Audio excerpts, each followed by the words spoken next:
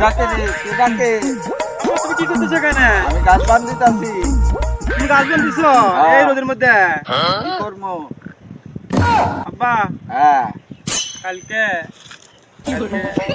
স্কুলে যাবো না।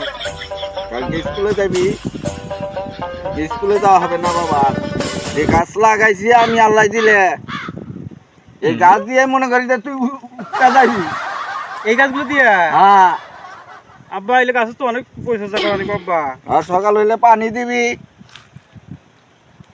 তো তোর স্কুল স্কুল পড়ার লাগবে না আর বাবা তোর আব্বা আমাদের আমাদের স্কুলে নতুন ম্যাডাম আইছে, কি? নতুন ম্যাডাম আইছে? খুব সুন্দর। কি করে না জানি